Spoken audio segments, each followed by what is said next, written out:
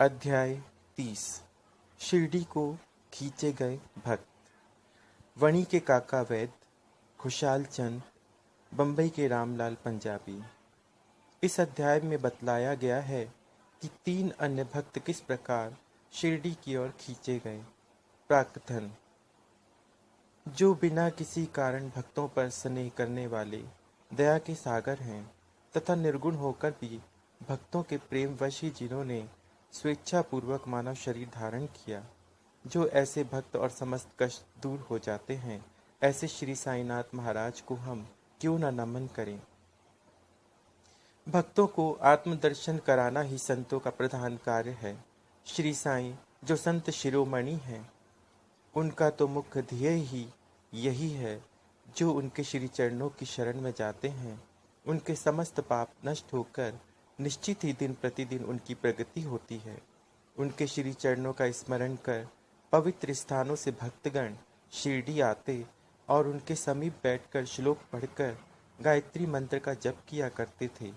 परंतु जो निर्बल तथा सर्व प्रकार से दीनहीन हैं और जो यह भी नहीं जानते कि भक्ति किसे कहते हैं, उनका तो केवल इतना ही विश्वास है कि अन्य सब लोग उन्हें असहाय छोड़कर अपेक्षा भले ही कर दें, परंतु अनाथों के नाथ और प्रभु श्री साईं मेरा कभी परित्याग ना करेंगे।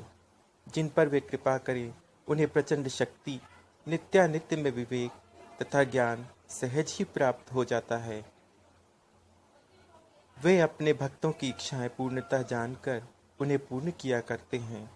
इसलिए भक्तों को मनोवांछित फल की प्राप्ति हो जाया करती है और वे सदा कृतज्ञ बने रहते हैं। हम उन्हें साष्टांग प्रणाम कर प्रार्थना करते हैं कि वे हमारी त्रुटियों की ओर ध्यान न देकर हमें समस्त कष्टों से बचा लें। जो विपत्तिग्रस्त प्राणी इस प्रकार श्री साईं से प्रार्थना करता है, उनकी कृपा से उसे पूर्ण शांति तथा सुख समृद्धि प्राप्ति होती है। श्री हेमाड पंत कहते हैं कि हे मेरे प्यारे साईं, तुम तो दया के सागर हो। ये तो तुम्हारी ही दया का फल है जो आज ये साईं सचरित्र भक्तों के समक्ष प्रस्तुत है। अन्यथा मुझ में इतनी योग्यता कहाँ थी जो ऐसा कठिन कार्य करने का दुस्साहस भी कर सकता। जब पूर्ण उत्तरदायित्व साईं ने अपने ऊपर ही ले लिया, तो हेमाड पंत को तिलमात्र भी भार प्रतीत न हुआ और न ही इसकी उन्हें चिंता ही हुई। श्री साईं ने इस ग्रंथ के रूप में उनकी सेवा स्वीकार कर ली। यह केवल उनके पूर्व जन्म के शुभ संस्कारों के कारण ही संभव हुआ, जिसके लिए वे अपने को भाग्यशाली और कृतार्थ समझते हैं। नीचे लिखी कथा कपोल कल्पित नहीं, वरन विशुद्ध अमृत तुल्य है। इसे जो हृदयंगम करेगा, उसे श्री साईं की महानता, सर्वव्यापकता विविध हो जाएगी। परंतु जो वाद विवाद और आलोचना करना चाहते हैं, उन इन कथाओं की ओर ध्यान देने की आवश्यकता भी नहीं है। यहाँ तर्क की नहीं, वरन प्रगाढ़ प्रेम और भक्ति की अत्यंत अपेक्षा है। विद्वान भक्त, श्रद्धालु जन अथवा जो अपने को साईं पद सेवक समझते हैं, उन्हें ही ये कथाएं रुचिकर तथा शिक्षा प्रतीत होंगी। अन्य लोगों के लिए तो वे निरी कपोल कल्पनाएं ही हैं। श्री साईं के अंतरंग भक्तों को श्री साईं लीलाएं कल्पतरु के सदृश्य हैं। श्री साईं लीला रूपी अमृत पान करने से अज्ञानी जीवों को मोक्ष, गृहस्थाश्रमियों को संतोष तथा मुमुक्षुओं को एक उच्च साधन प्राप्त होता है। अब इस अध्याय की मूल कथा पर आते हैं। काका जी वैद। नासिक जिले के वणी ग्राम में काका जी वैद नाम के एक व्यक्ति रहते थे। वह श्री सप्तश्रृंगी देवी के मुख्य पुजारी थे। एक बार वे विपत्तियों में कुछ इस प्रकार ग्रसित हुए कि उनके चित्त की शांति भंग हो गई और वह बिल्कुल निराश हो उठे। एक दिन अति व्यथित होकर देवी के मंदिर में जाकर अंतःकरण से वे प्रार्थना करने लगे कि हे देवी, हे दयामयी, मुझे कष्टों से शीघ्र मुक्त करो। उनकी प्रार्थना से देवी प्रसन्न हो गई और उसी रात्रि को उन्हें स्वप्न में बोली कि तू बाबा के पास जा, वहाँ तेरा मन शांत और स्थिर हो जाएगा। बाबा का परिचय जानने को काका जी बड़े उत्सुक थे, परंतु देवी के प्रश्न करने के पूर्व ही उनकी निद्रा भंग हो गई। वे विचारने लगे कि ऐसे ये कौन से बाबा हैं जिनकी और देवी ने मुझे संकेत किया है। कुछ देर विचार करने के पश्चात वे इस निष्कर्ष पर पहुंचे कि संभव है कि वे त्र्यंबकेश्वर बाबा शिव ही हों। इसलिए वे पवित्र तीर्थ त्र्यंबक नासिक को गए और वहां रहकर 10 दिन व्यतीत किए। वे प्रातःकाल उठकर स्नान आदि से निवृत्त हो रुद्र मंत्र का जप कर साथ ही साथ अभिषेक व अन्य धार्मिक कृत्य भी करने लगे, परंतु उनका मन पूर्ववत ही अशांत बना रहा। तब फिर अपने घर लौटकर वे अति करुण स्वर में देवी की स्तुति करने लगे। उसी रात्रि में देवी ने पुनः स्वप्न में दर्शन देकर कहा कि तू व्यर्थ ही त्र्यंबकेश्वर क्यों गया। बाबा से तो मेरा अभिप्राय था शिरडी के श्री साईं समर्थ से। अब काका जी के समक्ष मुख्य प्रश्न यह उपस्थित हो गया कि वह कैसे और कब शिरडी जाकर बाबा के श्री दर्शन का लाभ उठाएं। यथार्थ में यदि कोई व्यक्ति किसी संत के दर्शन को आतुर हो तो केवल संत ही नहीं, भगवान भी उसकी इच्छा पूर्ण कर देते हैं। वस्तुतः यदि पूछा जाए तो संत और अनंत एक ही है और उनमें कोई भिन्नता नहीं। यदि कोई कहे कि मैं स्वतः ही अमुक संत के दर्शन को जाऊंगा तो इसे निर्दम्ब के अतिरिक्त और क्या कहा जा सकता है। संत की इच्छा के विरुद्ध उनके समीप कौन जाकर दर्शन ले सकता है। उनकी सत्य के बिना वृक्ष का एक पत्ता भी नहीं हिल सकता।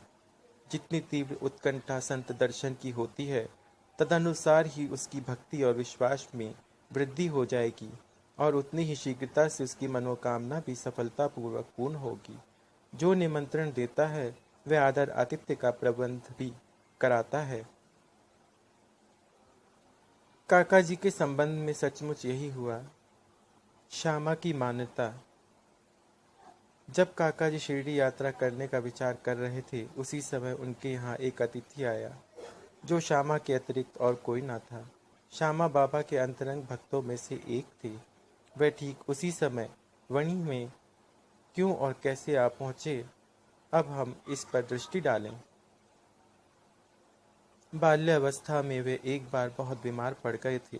उनकी माता ने अपनी कुल देवी सप्तशृंगी से प्रार्थना की कि यदि मेरा पुत्र निरोग हो जाए तो मैं उसे तुम्हारे चरणों पर ला कर डालूंगी। कुछ वर्षों के पश्चात ही उनकी माता के स्तन में दाद हो गई। तब उन्होंने पुनः देवी से प्रार्थना की, यदि मैं रोग मुक्त हो जाऊं तो मैं तुम्हें चांदी के 2 स्तन चढ़ाऊंगी। पर ये दोनों वचन अधूरे ही रहे। परंतु जब वे मृत्युशैया पर पड़ी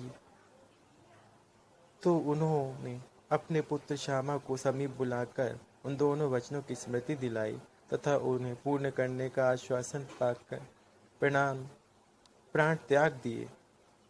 कुछ दिनों के पश्चात वे अपनी यह प्रतिज्ञा भूल गए और इससे भूले पूरे 30 साल व्यतीत हो गए।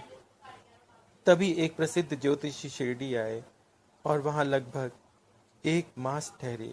श्रीमान बूटी साहिब और अन्य लोगों को बतलाए उनके सभी भविष्य प्राय सही निकले, जिनसे सबको पूर्ण संतोष था। श्यामा के लघु भ्राता बाबा जी ने भी उनसे कुछ प्रश्न पूछे। तब ज्योतिषी ने उन्हें बताया कि तुम्हारे ज्येष्ठ भ्राता ने अपनी माता को मृत्युशैया पर जो वचन दिए थे उनके अब तक पूर्ण न किए जाने के कारण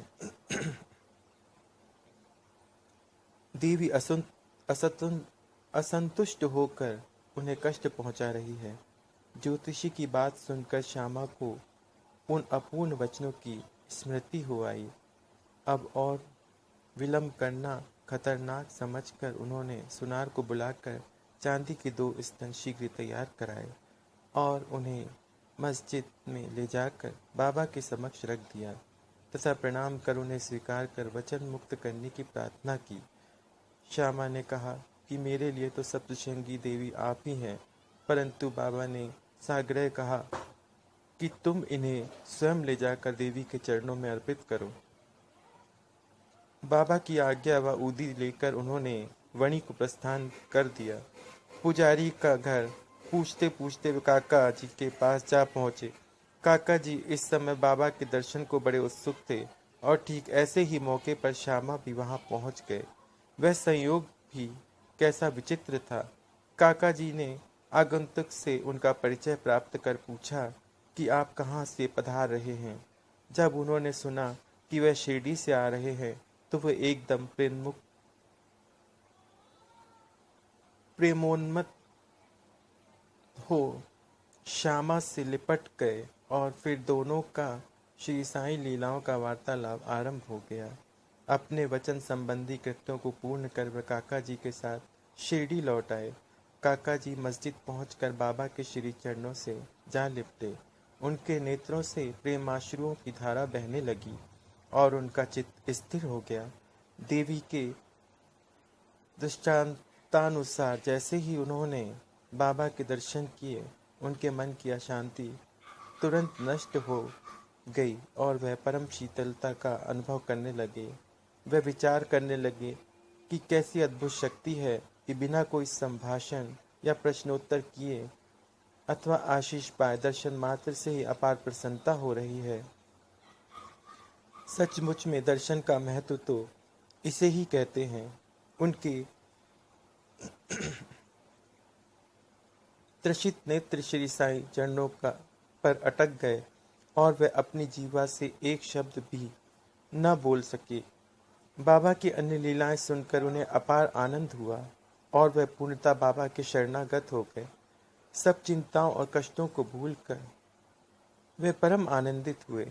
उन्होंने वहां सुखपूर्वक 12 दिन व्यतीत किए और फिर बाबा की आज्ञा, आशीर्वाद तथा उदी प्राप्त कर अपने घर लौट गए। खुशाल चंद, राहाता निवासी। ऐसा कहते हैं कि प्रातः वेला में जो स्वप्न आता है वह बहुधा जागृत अवस्था में सत्य ही निकलता है। ठीक है, ऐसा ही होता है, होगा, परंतु बाबा के संबंध में समय का ऐसा कोई प्रतिबंध नहीं था। ऐसा ही एक उदाहरण प्रस्तुत है।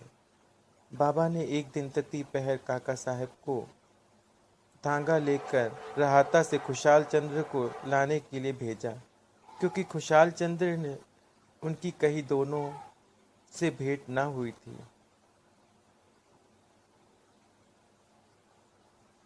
राहता पहुंचकर काका साहब ने यह संदेश उन्हें सुना दिया।